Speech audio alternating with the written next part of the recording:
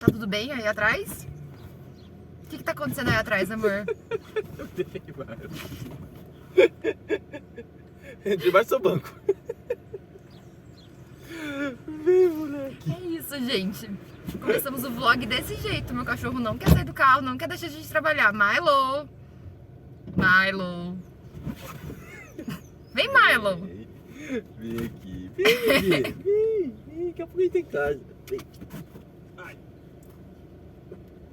E é assim, com essa imagem que nós começamos o vlog 73.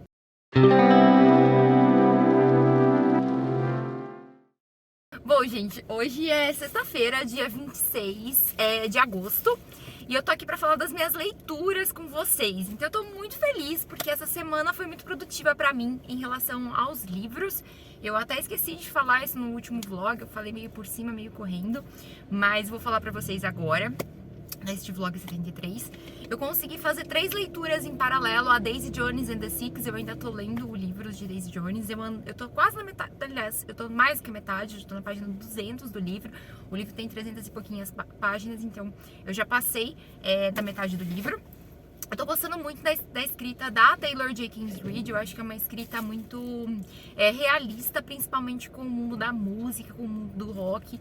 Ela traz esse tom de realismo por colocar problemas nos personagens, nos protagonistas. Então, eles estão muito longe de serem protagonistas perfeitos, protagonistas idealizados, nem fisicamente, nem na questão de comportamento. Então, a gente vê defeitos nesses personagens, os mesmos desafios e defeitos que qualquer ser humano lida. Então, eu acho que esse realismo da Taylor Jenkins Reid, ele torna o livro muito mais interessante e muito mais verossímil. Então a gente consegue realmente acreditar que essa história poderia estar acontecendo em qualquer lugar, em qualquer banda. E é um pouco até atemporal, né? Então ela tem algumas marcas sim dos anos 70, mas o comportamento das personagens, principalmente dos protagonistas, né? Da Daisy e do Billy, eles são muito realistas, eles são muito humanos. Então eu acho que isso traz um tom muito diferenciado para a história. E aí essa semana também, gente, eu fiz leitura de 3 livros super rapidinhos de ler. Tava numa promoção pela Amazon, então eu aproveitei essa promoção, que foi O Príncipe de Maquiavel. Eu já tinha estudado sobre ele, mas eu nunca tinha tido a oportunidade de ler O Príncipe. Então ele, na verdade, ele foi escrito por Maquiavel em 1513, mas ele foi publicado em 1532 com um único objetivo, porque o Maquiavel ele era um republicano assim nato, e a Itália estava passando por um momento de muita instabilidade política. Então eles estavam trocando de república para a monarquia, e quem assume essa monarquia é o Lorenzo de Médici. E o Maquiavel, ele faz um manual de como ser príncipe. Só que ele faz com muitas referências de outros governantes que a gente já teve ao longo da história. Então isso é bem interessante, uma leitura muito rica e muito fácil de ser feita também. O outro livro que eu li essa semana foi o Por que Fazemos o que Fazemos. Foi meu primeiro contato com o Mário Sérgio Cortella. Eu já tinha escutado muitos podcasts do autor, mas eu não tinha tido interesse em ler os livros dele, de me aprofundar nas temáticas que ele abordava. E eu li esse livro, eu gostei bastante das reflexões que ele traz sobre o trabalho, sobre as nossas metas pessoais, sobre os objetivos de vida. Enfim, eu acho que isso é uma leitura assim, muito ampla, muito reflexiva mesmo, que ele traz assim, coisas muito importantes para o nosso dia a dia, que nem eu comentei sobre o trabalho, né? Mas ele fala também por que a gente faz as coisas que a gente faz, por que a gente decide acordar toda segunda-feira para ir trabalhar. Então é muito interessante, eu achei ele muito engraçado ao longo da escrita também, é o que me fez gostar bastante desse livro. E aí a terceira leitura que eu fiz foi A Metamorfose, de Franz Kafka, que ele conta a história do Gregor Samsa, que ele acorda de repente transformado num inseto, ele dorme. Só que o Gregor Samsa, ele era o único provedor da família, então ele que cuidava do pai e que cuidava da irmã mais nova. E é muito interessante a forma como que ele se sente quando ele acorda transformado num inseto, porque ele não fica apavorado, ele não fica incomodado com aquilo, a única coisa que ele consegue pensar é que ele não vai conseguir trabalhar e o que ele vai dizer pro chefe, né? Se ele tá atrasado pro trabalho. Então é muito interessante essas reflexões que o Kafka traz pra gente ao longo da história. Eu nunca tinha lido nada do autor também, então foi meu primeiro contato com o Kafka. Eu gostei bastante dessa forma, dessa ambientação que ele traz da questão do inseto, né? Porque é uma narrativa um pouco repulsiva, a gente se sentir na pele do Gregor Samsa de ser transformado num inseto gigante, mais provável uma barata, tá, gente, pela descrição do livro, mas isso não fica explícito, então também dá uma coisa de imaginação pra gente poder entender o que o autor quis transmitir. E eu acho que faz uma metamorfose, assim, também com a questão da velhice, né, de se tornar um parasita, ou de uma doença degenerativa, onde a pessoa não possa mais trabalhar. Enfim, alguma coisa nesse sentido a gente pode trazer essa metamorfose, essa metáfora para o livro Metamorfose. Então, eu acho que é bem interessante as críticas que o Kafka, ele coloca do século XX e do século XXI. Então fica muito, muito claro, muito explícito isso na obra dele. E é um livro escrito há muito tempo, né? Mas que mesmo assim a gente consegue ter relação ainda com o nosso cotidiano, com o homem do século XXI. A gente consegue colocar isso em discussão. Na literatura a gente tem várias possibilidades de leitura da mesma obra, desde que faça sentido, né, que converse aí com o momento histórico. Então a gente vê isso na Metamorfose do Kafka, dessa questão dessa crítica ao trabalho, e foi muito engraçado porque eu tinha lido do Cortella falando sobre o trabalho, e depois eu li do Kafka, então dá para associar uma coisa com a outra, pra gente ver como muitos pensadores já estão falando sobre esse assunto. Então é isso, tá, gente? Hoje eu ainda vou assistir a pré-estreia de Um Lugar Bem Longe Daqui. A estreia oficial é 1º de setembro, mas eu vou no cinema hoje à noite assistir. Começou ontem a pré-estreia, pelo menos aqui da minha região, e depois eu vou contar pra vocês o que eu achei da história. Eu ainda não li o livro, eu quero assistir primeiro o filme, mas é isso, tá, gente? Então eu vou falando mais das minhas leituras. Me conta aqui nos comentários o que vocês estão lendo nessas últimas semanas, e eu volto aí com os próximos updates. Oi, gente, começando mais um update por aqui. Hoje é domingo, dia 28 de agosto, e eu vim aqui para falar um pouco sobre as minhas leituras com vocês. Então, eu ainda estou lendo Daisy Jones and the Six. Eu estou mais da metade do livro, eu tô quase terminando, já fiz várias e várias marcações. E eu já falei isso em outros updates, já falei em outros takes aqui, principalmente no vlog 72. Eu fui praticamente dedicado a Daisy Jones and the Six. E eu gostei muito, assim, da forma como esse livro traz um tom de realismo. Ele retrata mesmo a banda de rock como a gente imagina que deve ser, né? A questão da correria mesmo que eles vivem, da intensidade que eles têm que suportar para conseguir ter forças aí para tocar, para realizar o sonho de ser músico. E a gente consegue perceber muito isso, principalmente nos protagonistas dessa história, né? Então, embora eles estejam fazendo um sucesso absurdo com a banda, eles têm os dilemas pessoais, eles têm que lidar com problemas pessoais, principalmente aqui, falar muito sobre abuso de álcool e drogas. Então, eu já falei isso em outros vídeos, mas acho que é bom reforçar que esse é um livro mais de 18, tá? Então, se você faz parte da galera mais jovem aí que me acompanha, esse livro ainda não é pra vocês, então espera um pouquinho pra poder fazer essa leitura. Mas eu sinto, assim, que cada página que eu vou lendo desse livro é como se eu estivesse lendo aí um vídeo documentário. Então eu consigo perceber realismo, eu consigo perceber o background desses protagonistas. Então eu acho que a Taylor Jenkins Reid, ela ousou na escrita, né? Como eu comentei em outros vídeos, esse aqui é um livro que ele não tem diálogos, tá vendo? Ele é feito a partir do nome do personagem e o que ele diz, como se você estivesse lendo mesmo uma biografia dessa banda aqui fictícia. Então eu acho que é um estilo de escrita que a Taylor inovou bastante. Eu não vejo muito desse estilo de escrita no mercado, então eu acho que isso já deixa a Taylor Jenkins Reid num outro patamar, assim, num outro padrão. E eu falei isso, acho que eu falei no outro vlog sobre isso, mas eu percebo que é uma marca da autora, né? No livro Evidence of the Fair, ele é tratado totalmente em forma de cartas, né, um romance epistolar. Então, uma das características aí da Taylor Jenkins Reid é justamente essa inovação no estilo de escrita, essa inovação na forma como contar histórias. Então, gente, assim, se tornou, assim, de longe uma das minhas autoras contemporâneas favoritas. Eu acho que ela trouxe muita riqueza, assim, pra literatura mesmo, pra escrita, fugiu dos padrões que a gente tá acostumado, e eu acho que é isso que torna as histórias da Taylor Jenkins Reid, assim, muito mais rica, muito mais atual também, né? Então a gente sai daquelas narrativas tradicionais que a gente está acostumado e vem para narrativas inovadoras como essa daqui.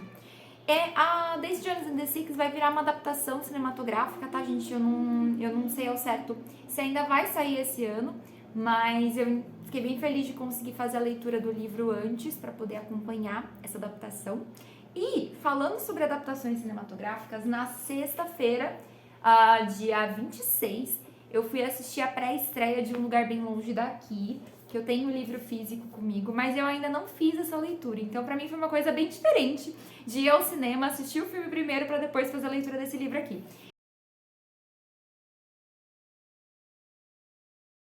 Eu gostei muito da adaptação cinematográfica, tá? Eu sei que esse livro aqui já vendeu mais de 15 milhões de cópias desde que foi lançado, então é um número bem assustador, assim, para um livro atual, né? Um livro chegou aqui no Brasil super hypado, se manteve hypado, se tornou um dos favoritos, os queridinhos da Reese Witherspoon, faz parte do clube de leituras da Reese Witherspoon, a atriz que fez Legalmente Loira. Então ela tem um clube de leituras e esse livro aqui é um dos que ela mais comenta, chegou aqui no Brasil pelo Clube Intrínsecos, depois a Intrínseca publicou nessa capa aqui.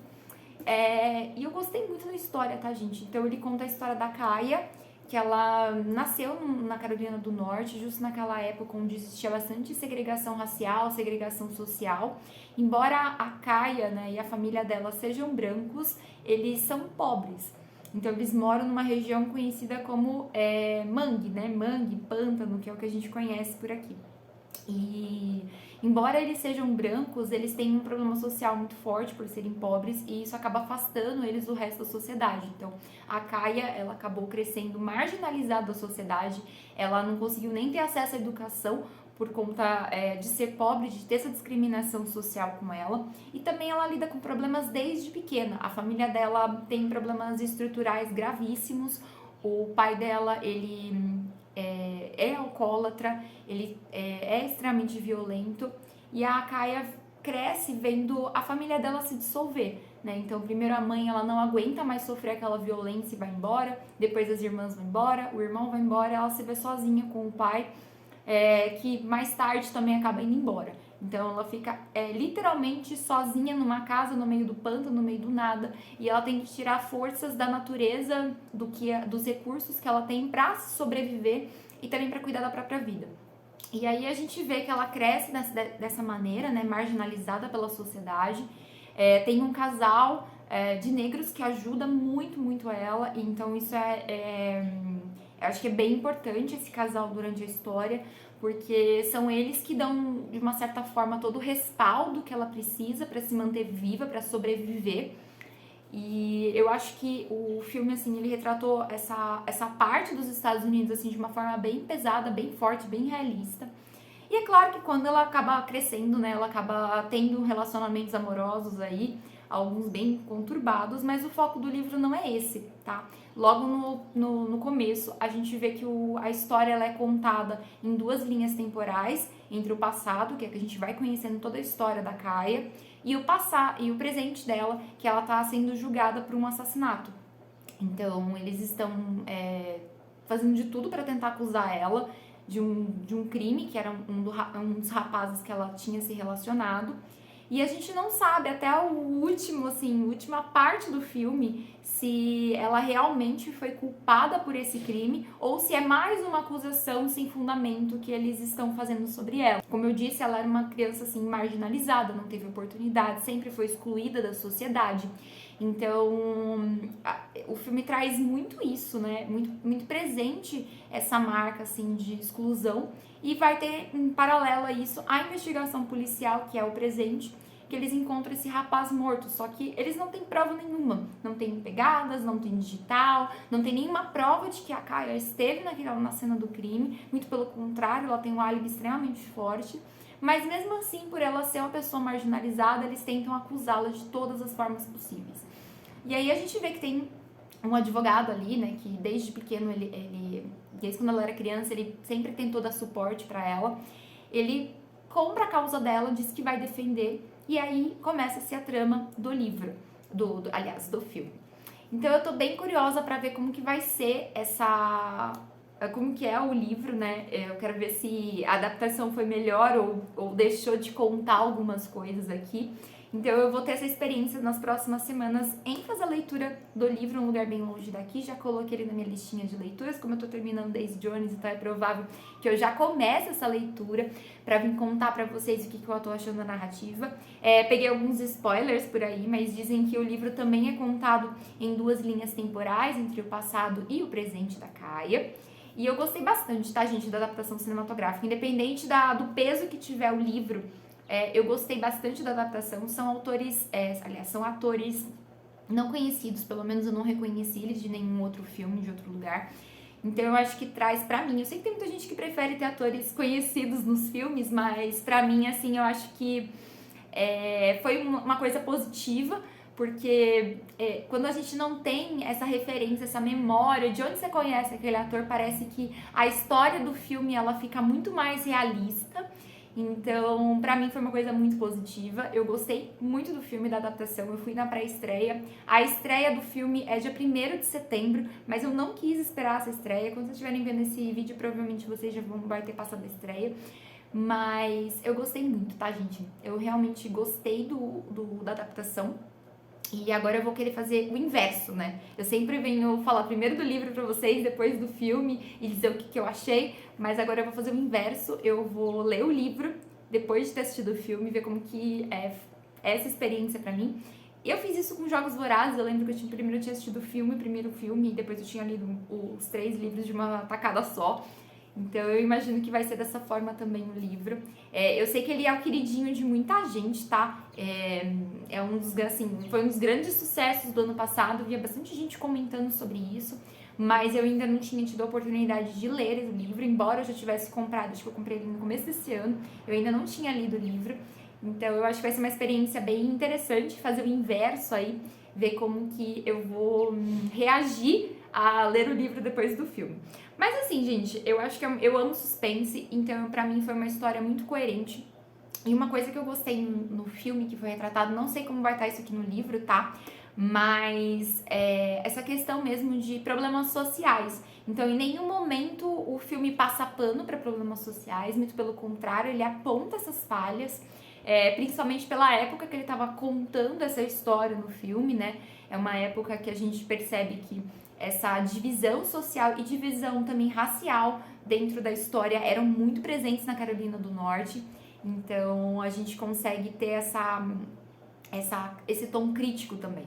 A gente pode também fazer uma leitura também da questão ambiental, né? A gente aqui no livro, né? E acho que em todo lugar considera pessoas que vivem em regiões no mangue, por exemplo, né? No Pantanal, por exemplo, ou no pântano, né? Melhor dizendo, são pessoas sujas, são pessoas que não têm, são considerados white trash, né? Como que é considerado nos Estados Unidos, pelo menos durante essa época, mas a gente vê aqui do ponto de vista dessa protagonista marginalizada, o quanto que ela teve que superar, né, desde criança, se cuidar sozinha. Imagina uma criança pequena morando sozinha numa casa, tendo que providenciar o próprio alimento, fugir das pessoas, porque tinha muitas pessoas querendo a casa dela, querendo levá-la para assistência social. Então ela também se apegou muito ao lugar, se apegou muito ao ambiente que ela cresceu e passou por muitos desafios para continuar ali. Então eu acho que é uma história bastante assim de superação também. A gente consegue ter essa leitura no filme. Mas como eu disse para vocês, eu vou ler o livro e vou ter as minhas próprias impressões, ver como que foi essa adaptação, se realmente foi fiel à história ou se teve alguns momentos que ela se desviou um pouco. De qualquer maneira, gente, eu venho aqui pra contar pra vocês, mas eu não vou fazer nesse vídeo, porque esse vídeo já ficou muito grande.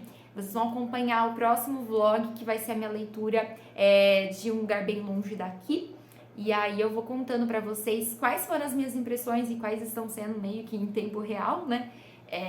do que eu tô achando do livro, e vou falando também, fazendo essa comparação com o filme, agora que eu tenho essa base pra fazer essa comparação.